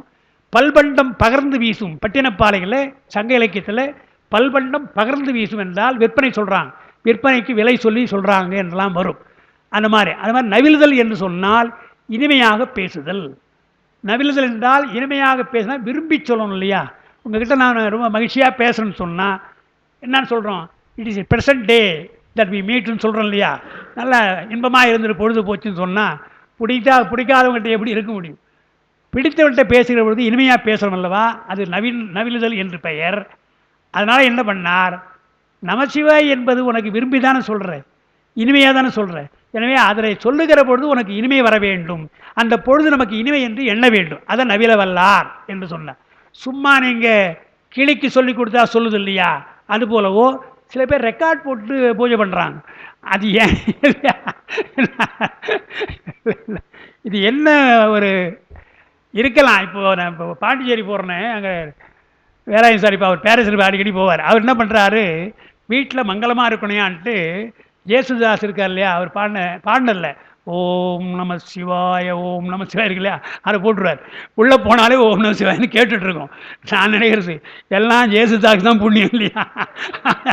யார் அவர் தானே சொல்கிறார், கேட்குற நமக்கு நீ அவருக்கு நீ சொல்ல கொஞ்சம் சொல்லிட்டு போய் என்ன போச்சு. இதெல்லாம் நாம் பூஜை பண்ணுற பொழுது எப்படா சொல்கிறது என்று பாட்டை போட்டுறாங்க இல்லையா. இதெல்லாம் நமக்கு முறை கிடையாது. நவிலுதல் என்றால் அதை சொல்லுவதில் உனக்கு விருப்பம் வர வேண்டும் அல்லவா, மந்திரங்களை சொல்வதிலே விருப்பம் வர வேண்டும் என்று தான் நவிலவல்லார். 4ஆம் எழுத்தே நவிலவல்லார். எழுத்தே என்றால் ஏகாரம்னார். அது என்ன சொல்கிறார், எனக்கு தெரிந்தது. அங்கே அப்பர் பெருமான் சொல்லுகிறார், சுந்தரம் சொல்கிறார், நீட்டரில் வைத்து உங்களை கொல்ல நினைத்தார்களே எப்படியா தப்பிச்சு வந்தீங்கன்னு கேட்டார். எனக்கு என்னது நமச்சிவாயவே நானறி விச்சைன்னு, எனக்கு என்னையா விதை தெரியும், ஒன்றும் தெரியாது. நமச்சிவாயவே நானறி விச்சை, ஞானவங்களின் சொல்லி நானறி விச்சைன்ற, எனக்கு தெரிந்த வித்தையெல்லாம் நமசிவாய் என்று தான் என்றால், துன்பம் வந்தால் நமசிவாய்னு சொல்ல வேண்டியதுதானே. அதான் நான் சொன்னேன், தப்பித்தேன்னு சொல்கிறார் இல்லையா. நற்றவா உன்னை நான் மறைக்கினும் சொல்லும்னா என்று சுந்தரர் பாடுறார். அதான் நான் எழுத்தேன்னார், வேறு சொல்லக்கூடாது. 4ஆம் எழுத்தே என்றால் இடுக்கண் பட்டு இருக்கணும் பாடுறார் இல்லையா. அடுக்கல் கீழ் இருந்தால் இடுக்கண் பட்டு இருக்கணும். இதெல்லாம் 4 எழுத்து தான் சொல்லணும் என்றால் 5 எழுத்தை தவிர வேறு சொல்லக்கூடாது, வேறு மந்திரம் சொல்லக்கூடாது என்பதனால்தான் 4ஆம் எழுத்தே நவிலவல்லாருக்கு. அதனையே அதன் எழுதியிருக்காங்க அப்பா, அவ் எழுத்திற்குள்ளே அடங்கியுள்ளன. அதனால் அவற்றால் ஆய ஓசையின் பெருமை அறிந்து, இந்த நாம சிவ என்ற அந்த ஓசையினுடைய பெருமை அறிந்து அதனையே ஓதவல்லார்க்கு அதுவே நன்னெறியாய் நன்மை பயக்கும் என்கிறார். தமிழ்நாட்டில் இந்த மரபெல்லாம் நமக்கு இருந்திருக்கிறது. கணவன் பெயரை மனைவி சொல்வது கிடையாது. ஏன்னா கணவன் தெய்வம் போல, தெய்வத்துக்குள்ள பெயர் மந்திரம் போல. அந்த மந்திரத்தை மனசுக்குள்ள சொல்லாமே தவிர வெளியிலே சொல்லக்கூடாது என்று பார்க்கிறோம். முருகேசன் பெயர் இருக்கும், முருங்கக்கான்னு சொல்ல மாட்டாங்க. ஏன்னா அதில் முரு வருதான் இல்லையா, முருகேசன்ல முருங்கைக்காய் இல்லை, முருங்கைக்காயில் முரு வருது இல்லையா என்றெல்லாம் அந்த காலத்தில் இருந்தது என்று நாம் பார்க்கிறோம் இல்லையா. மரத்துக்கு அது ஏதோ மரத்துக்காக காய்ச்சிக்கன்னு சொல்லுவாங்க, நான் பார்த்துருக்கேன். இதெல்லாம் இந்த காஞ்சிபுரத்தில் எனக்கு அனுபவம். வானி நிலையத்தில் நான் படித்தேன், 5வது படிக்கிறேன். பர்மா வாத்தியார்னு ஒருத்தர், அப்போ பர்மாலேருந்து வந்துட்டாங்க. அவர் ஆங்கிலம் கணக்கெல்லாம் நடத்துவார். அவங்களாம் அந்த காலத்தில் இந்த எலிமெண்ட்ரி ஸ்கூலுக்கு என்ன பண்ணுவாங்க, சென்சஸ் எடுக்க சொல்லி அனுப்பிச்சிடுவாங்க, மக்கள் தொகை கணக்கு எடுத்து சொல்லிவிடுவாங்க. இது பெரிய வேலை. அவருக்கு அது போர் இல்லையா, எங்கே கூப்பிட்டுவார். நான் தெரிஞ்ச ஆள், நான் என் பேர் பாலராவன் எனக்கு தெரியும், இன்னொரு பையன் 2 பேரை கூப்பிட்டுட்டு போவார். கூப்பிட்டுட்டு போய் கேட்குற நாங்கள் அனுபவிச்சுருக்கேன். போன உடனே அவர் கேட்பார், அம்மா உங்கள் பேர் என்ன சொல்லிவிடுவாங்க, உங்கள் கணவன் பேர் என்ன சொல்லவே மாட்டாங்க. அதுங்க அதான் உங்களுக்கு தெரியுங்களே, எப்படிங்க தெரியும், அது பின்னால் போய் பாருங்கள், மரம் இருக்குது. ஓ முருங்காயா, முருகேசனா, இல்லை இன்னும் ஐயோ முருகே ஏதாவது இருக்கும் சொல்லி 3 மணி சொல்லி அப்புறம் அதான் வாங்க. ஒரு கணவன் பேரை சொல்கிறதுக்கு இவ்வளோ கஷ்டம் சொல்லுவாள். நாங்களாம் பட்டிருக்கோம் சென்சஸில் என்றால் அது ஒரு காலம். இன்றைக்கு அப்படி இல்லை, பேரை சொல்லித்தான் கூப்பிடுறாங்க. அதுதான் ஒரு மரியாதை என்று நம்ம நினச்சிடறோம். ரொம்ப அந்யோன்யமாக ஒரு இன்டிமேசின்னு சொன்னால் பேரை சொல்லணும் என்று சொல்கிறாங்க. அதனால் அந்த பெயர் எவ்வளோ முக்கியம். ஓசை தானேங்க, வெறும் ஓசை தானே. ஆனால் அந்த ஓசை மந்திர சொல்லாக கணவனை குறிக்கிறது, அது கடவுளை குறிக்குது. கடவுளை குறிக்கிற சொல்லையும் கணவனை குறிக்கிற சொல்லையும் ஓசையாக சொல்லலாமா? அது பெரிய ஓசை இல்லை, மந்திரம் வரலவா, சொல்லக்கூடாது என்பது போல பக்தியினாலே அதை உள்ளே சொல்லலாம். கணவனை எப்படி பக்தியினாலே பூசிக்கிறோமோ அதுபோல சொல்லலாம் என்றுதான் அதனையே ஓதவல்லார். ஓசையினுடைய பெருமை அறிந்து அதனையே ஓதவல்லார்க்கு அதுவே நன்னெறியாய் அமையும். இங்கே தான் சொல்லியிருக்கிறேன் இந்த விஷயத்தை. நன்னெறியாய் நன்மை பயக்கும். கடவுளரை போற்றுமிடத்து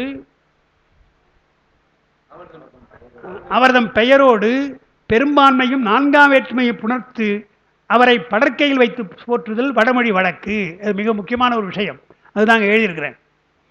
அதாவது மந்திரப் பெயராக கடவுள் பெயரை சொல்வது கிடையாது, சொல்லக்கூடாதுன்றாங்க.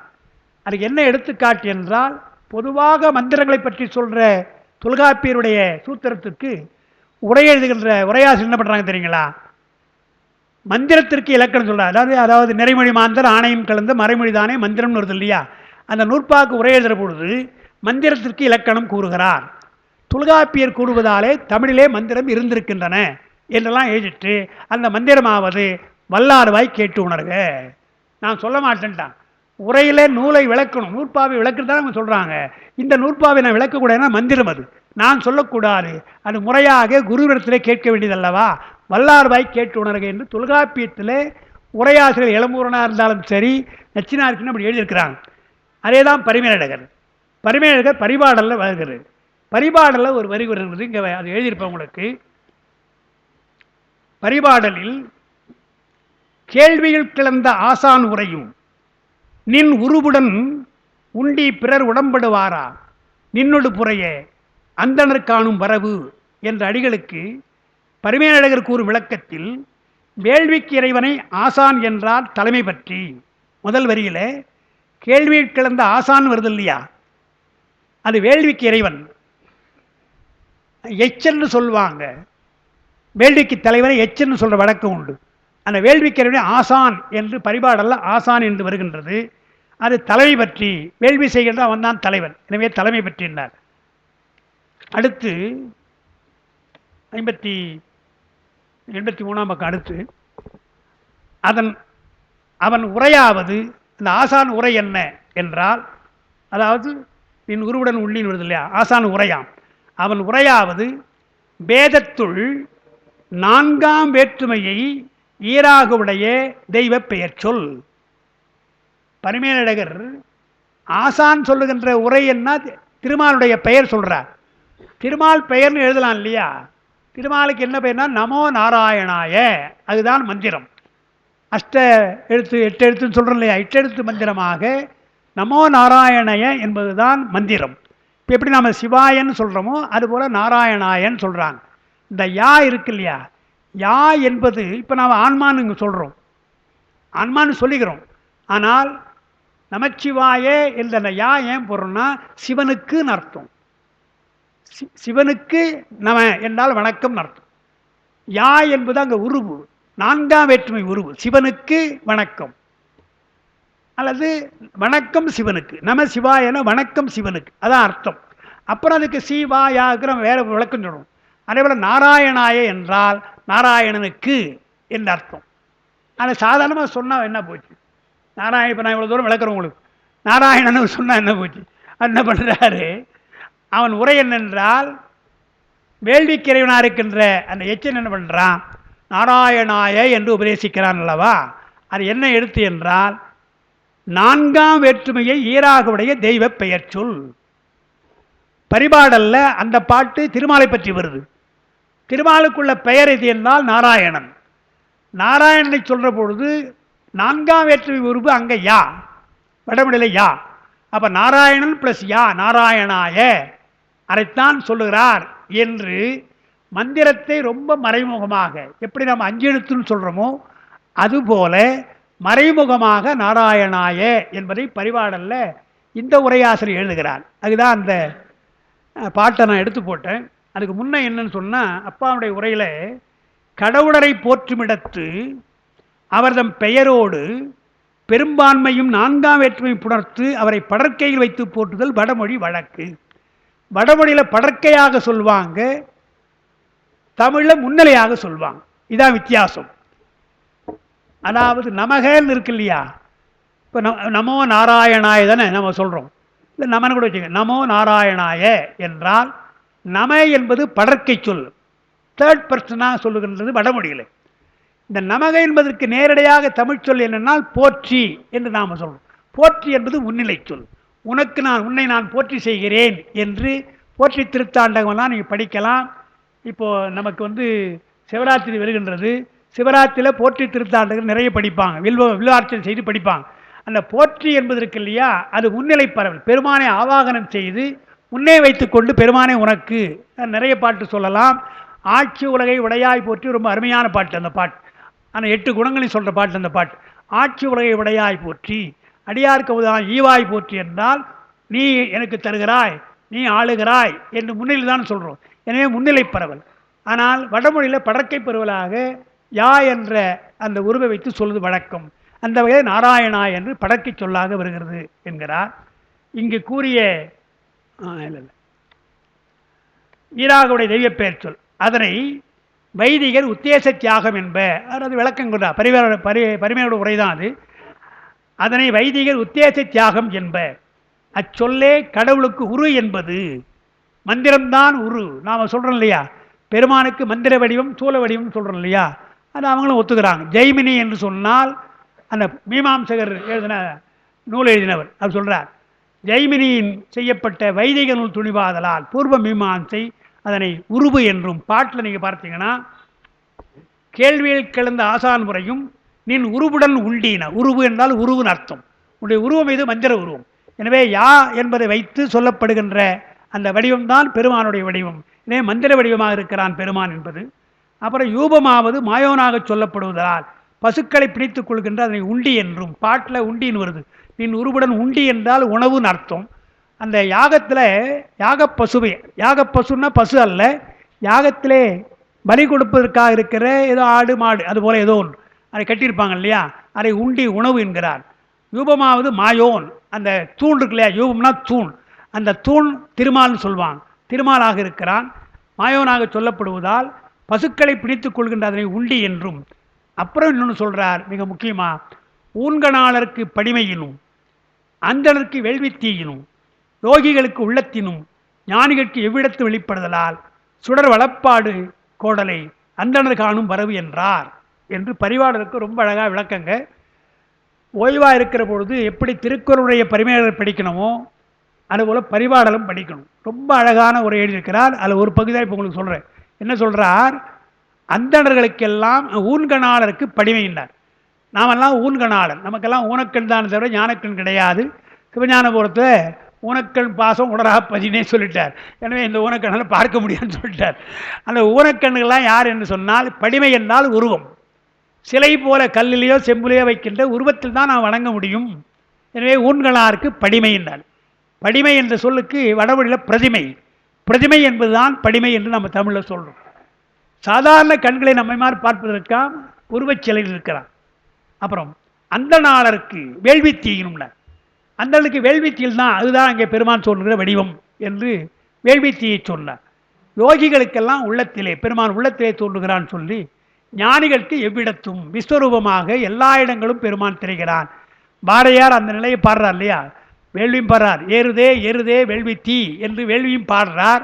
அது இல்லாமல் விஸ்வரூபமாக பாடுகின்ற பொழுது, காக்கை சிறைகளிலே நந்தலாலா உன்னன் கரிய நிறம் தோன்றுதையே நந்தலாலா என்று பாடுற பொழுது, விஸ்வரூபமாக எல்லாம் உன்னுடைய வடிவம் அல்லவா என்று பாடுறார் இல்லையா. அது ஞானிகளுக்கெல்லாம் எவ்விடத்தும் வெளிப்படுதலால் சுடர் வெளிப்பாடு கோடலை அந்தனர் காணும் வரவு என்று பெருமான் இப்படி தோற்றுகிறாய் அல்லவா என்று பரிபாடலில் சொல்கிற அந்த விளக்கத்தை அவர் சொல்கிறான்னு பார்க்கிறோம். என்னும் பகுதியில் விளங்க காண்க. இறைவன் பெயர்களை பெரும்பான்மையும் 8ஆம் வேற்றுமையாக்கி அவரை முன்னிலைப்படுத்தி போட்டுதல் தமிழ் வழக்கு. நாம் எப்படி சொல்கிறோம் என்றால், திருவாரூரா, தியாகேசா, கைலாயா, எல்லாம் எல்லாம் போட்டு வாயா வாயா நம்ம இப்போ பிரமாதமாக சொந்த பிள்ளையை கூப்பிட்ற மாதிரி நம்ம கூப்பிட ஆரம்பிச்சோம் இல்லையா. அளவாயா அரூரா அளவாயான்னு பாடுறோம். இந்த பெரும்பான்மையான பெயர்களை எல்லாம் 8ஆம் வேற்றுமையாக்கின்னா வெளிச்சொல் கூப்பிட்றது வாயான்னு கூப்பிட்றது. இவ்வளோ கூப்பிட்டு கொண்டு தெரியலையா உனக்கு என்று 8ஆம் வேற்றுமையாக்கி அவரை முன்னிலைப்படுத்தி போற்றுதல் தமிழ் வழக்கு என்று சொல்கிறார். அதனால் சிவாய என்பது தமிழ் முறையில் சிவ என்னேன் என்றே நிற்குமாதலால் இந்த யா என்று சொல்ல வேண்டிய அவசியம் கிடையாது அல்லவா. உருவு யா என்றால் அது படற்கையில் சொல்கிற சிவனுக்கு படற்கை உருவு தானே வருது. எனவே அந்த யாவை எடுத்துட்டிங்கன்னா ஆன்மா இல்லையா, அது சிவ என்று எடுத்து பெரும்பாலும் சிவ அதுக்குள்ளே யா அடங்கி போதான். சிவ என்றே நிற்குமாதலால் சிவமூல மந்திரம் மேல் 6 எழுத்தோடு என்ற மந்திரத்தில் கூறியவாறு பிரமத்தோடு கூடிய 6 எழுத்தாதலை அன்றி யகாரம் நீங்க 5 எழுத்தையும் நிற்றல் உடையது என்பது உணர்த்துவார். 5 எழுத்து பெருமையெல்லாம் எடுத்தோதினார். முன்ன ஓங்காரத்தை சொல்லி பிரணவத்தை சொல்லி 6 எழுத்தினுடைய பெருமையெல்லாம் சொன்னார். இப்போ யா நீக்கிடுங்க. யாவை நீக்கிவிட்டால் இருக்கிற 5 எழுத்து தானே. ஓம் நமசிவா யா விட்டுணும் இல்லையா. எனவே 6 எழுத்து 5 எழுத்தா சொன்னாலும் கூட சிறப்புடையது என்று ஆன்மா அருளுக்குள்ளே அடங்கியிருப்பதாலே அது சிறந்த என்பதற்காகத்தான் பிரணவத்தோடு கூடி 6 எழுத்தும் சிறந்தது தான். அது இல்லாமல் யகாரம் நீங்கினால் ஆன்மா நீங்குது. நான் உங்களுக்கு சொல்லியிருக்கேன். சாதாரணமாக நீங்கள் பார்த்தீங்கன்னா சிவசிவ நமசிவா எல்லாம் சொல்கிறோம். கோயிலில் மட்டும் நீங்கள் பார்த்தீங்கன்னா சிவசிவன் தான் இருக்கும், சிவாயன்னு எழுதியிருக்க மாட்டாங்க. ஏன்னா ஆன்மா அங்கே உள்ள போகாது. இந்த ஆன்மா பதிகரணமாக சிவனையே எண்ணிக்கொண்டு போவதாலே ஆன்மா உள்ளே போகலை. எனவே சிவதான் அருளுக்குள்ளே போவதாலே அருளை வெண்டி போவதாலே யா என்பது வாவிலே அடங்கி விட்டதாலே சிவசிவ என்று தான் எழுதியிருப்பாங்க. இதெல்லாம் எவ்வளோ காலமாக அந்த கோயில் இதெல்லாம் எழுதியிருக்கான்னு சொன்னால் இந்த மாதிரி தத்துவங்கள் தெரிந்து தான் எழுதியிருக்கான்னு பார்க்கும். அதனால் உணர்த்துவார் 5 எழுத்தின் பெருமையெல்லாம் எழுத்துவதினார். எனவே யகாரம் அவற்றுள் அடங்கி இருப்பதாயிற்று. யா சொல்லவில்லை என்றாலும் அந்த சிவை என்பதில் யா இருக்கிறது அடங்கியதாயிற்று. இம்மந்திரத்திற்கு இதுவே பொருள் என்பதை வருகின்ற மந்திரங்களால் அறிக. இன்னும் அடுத்து சொல்கிறதெல்லாம் இன்னும் விளக்க போகிறார். இதான் இதற்குள்ள மந்திரம்னு சொன்னார். அப்புறம் அது குறைந்து உருவது என்றது பாட்டில் உருவதுன்னு வருது. அதுன்னு வரணும். அது உருவதுன்னு வந்துடுச்சு.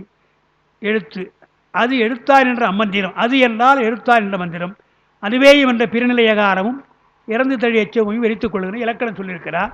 அது அதுவேயும் சொல்லணும். அதுவே என்று நிறுத்துறார் இல்லையா. அந்த உண்மை என்பது மறைந்திருக்கிறது என்று அந்த 58வது பாடல் தானே. 4ஆம் எழுத்தோசை ஞாலம் உருவது அதாவது பார்த்தோம். 4ஆம் எழுத்தினுள் ஞாலம் அடங்கிற்று. 4ஆம் எழுத்தே நவில வல்லாருக்கு 4ஆம் எழுத்து நன்னெறி தானே என்றால் இந்த 4 எழுத்துல 5 வச்சுக்கணும். ஓம் என்று 5 வச்சுக்கிட்டீங்கன்னா இது நன்னெறி காட்டும், நமக்கு நன்னெறி தரும் என்று எப்படியெல்லாம் அந்த 5 எழுத்தை ஓத முடியுமோ அப்படிலாம் ஓதலாம் என்று தான் இப்படி நமக்கு பல்வேறு முறையில் சொல்லியிருக்காங்க. இதெல்லாம் வச்சு தான் திருவருட்பயனில் அந்த 5 எழுத்து நிலை சொல்கிறார் இல்லையா, 5 எழுத்து அருள் நிலை. அதை சொல்கிற பொழுது இந்த மாதிரி பல்வாறு வகையில் ஏன் சொல்லணும். தூள பஞ்சாட்சரம் சூக்கம் ஏன் ஒன்று சொன்னால் போதாதா? ஏன் சார் தூளம் சூக்கும்னு சொல்கிறீங்க, அப்புறம் அரிசூக்கும்ன்றீங்க, அப்புறம் காரணன்றீங்களா ஏன் என்பது ஒரு விளக்கம் தருகிறார். என்ன என்றால் ஆன்மாக்கள் பல வகையான பக்குவம் உடையது. ஒரே மாதிரி சொன்னால் தெரியாது. ஒரே மாதிரி தான் சொல்லுவேன் என்று சொன்னால் பல பேருக்கு புரியாது. முதல்ல நமச்சிவாயத்துக்கு விளக்கம் கொடுக்கணும், ஓங்காரத்துக்கு விளக்கம் கொடு, எல்லாம் விளக்க பின்னால் சொல்லு என்று சொல்லணும். சொன்ன பின்னாலே கொஞ்சம் பக்குவம் வந்த பின்னாலே நமச்சிவாயை மாற்றி சிவாயன்னு சொல்லு என்று கொஞ்சம் கொஞ்சமாக பக்குவப்படுத்துவதற்கு பல்வேறு வகையிலே பக்குவங்கள் இருப்பதாலே இப்படி பல்வேறு வடிவங்களை சொல்லியிருக்கிறார்கள் என்றுதானே தவிர முரண்பாடு கிடையாது. 3 4 5 ஏன் சார் ஒன்றா சொன்னால் போகிறதான் 3 4 5 எதை சொல்கிறதுன்னு கேட்காதீங்க. அது முரண்பாடு இல்லை. உயிருடைய பக்குவத்திற்கு ஏற்றாற்போல பல வடிவங்களை நமக்கு தந்திருக்கிறான்னு சொல்லுவாங்க. இங்கே இருந்தால் கயப்பாக்கம் சராசிவ செட்டியார் தான் சராசிவம் தெரியும். அங்கே இருந்து ஒரு கயப்பாக்கம் சோமசுந்தர செட்டியார் இருந்தால் நல்லா தெரியும். அதெல்லாம் காலேஜில் வந்து ஹாஸ்டலில் வந்து பேசுகிறார். பெரியாரை திட்டுறார். பெரியாரை திட்டிட்டு பேசுகிறார். பெரியார்னு சொல்லாமல் பேரை சொல்லாமல் திட்டுறார். சில பேர் கேட்குறான், கடவுளை கும்பிட்றீங்க சரி, அது என்ன இப்படி ஒரு கடவுள் அப்படி ஒரு கடவுள் அப்படி ஒரு கடவுள்னு வச்சுக்கிறீங்களே, ஏன் கடவுள் வச்சுக்கிறீங்க? அதாவது உதாரணமாக நமக்கே கூட வச்சுங்களேன், விநாயகர் என்றால் அது ஒரு உருவம், அவருக்கு வாகனம் பெருசாலின்னு சொல்கிறோம், முருகப்பெருமானுக்கு மயில், காளை வாகனம், சக்திக்கு சிங்க வாகனம், இப்படிலாம் சொல்கிறீங்களே, வடிவம் இப்படி வச்சுங்களேன் எதுக்காக என்று கேட்குறாங்க. நீ மட்டும் என்ன பண்ணுற, குழந்தையா இருக்கும்போது ஒரு ஃபோட்டோ எடுத்து வச்சுக்கிறேன், ஹைஸ்கூலில் யூனிஃபார்ம் போட்டு ஒரு ஃபோட்டோ எடுத்துக்கிறேன், கல்யாணம் பண்ணால் ஒரு ஃபோட்டோ, பொண்டாட்டியை சேர்த்து கட்டி ஒரு ஃபோட்டோ, பிள்ளையோடு ஒன்று, நீ 10 வரையும் எடுக்கிற இல்லையா, அதுதான் நாங்கள் பண்ணுறோம். தனியாக இல்லையா, தனியாக இருக்கிறா, மனைவியோடு இருக்கிறார், குழந்தையோடு இருக்கிறா, அந்த குழந்தை எப்படி இருக்குது இப்படி இருக்குது என்று நாங்கள் தனித்தனியாக ஃபோட்டோ வச்சு நாங்கள் சொல்கிறோம். எதுவோ ஒரு வடிவத்திலே பெருமானை நாங்கள் விருப்பத்தோடு வழிபடுறோம் இல்லையா. சில பேருக்கு அந்த குழந்தை முகம் பிடிக்கும், எனவே விநாயகர் முருகன்கிட்ட போயிடுறாங்க. சில பேருக்கு கணவன் மனைவியாக இருந்தால் பிடிக்கும், சில பேருக்கு கணவன் மனைவியாக இருந்தால் பிடிக்க கூட பிடிக்காது இல்லையா. அதனால் முருகப்பெருமானை ஆண்டியா பழனி ஆண்டியா வைக்கிறோம் இல்லையா, தட்சிணாமூர்த்தியாக வைக்கிறோம் இல்லையா என்று அவர் வேடிக்கையாக பேசினார். ஆனால் பல வகையான வடிவங்கள் ஏன் என்றால் அவரவர் பக்குவத்திற்கு ஏற்றார் போல எப்பரிசாயினும் ஈசனை ஏற்றுமின்னார். இவர் சொல்லிட்டார், எப்படி வணங்கணும் அதானப்பா, எப்படி உனக்கு எது பிடிக்குதோ அப்படி பாரம்பா என்று எப்பரிசாயினும் ஏத்துமின்னு சொன்னதுனால அப்படி பல வடிவங்கள் நமக்கு பெருமானுக்கு இருப்பது போல மந்திரங்களிலும் பல வடிவங்கள் நமக்கு இருக்கின்றன என்று பார்க்கிறோம். அதனால் அதோடு நாம் இந்த இடைவேளை விடுவோம். இடைவேளைக்கு பின்னால் மீண்டும் நம்ம சிந்திக்கலாம்.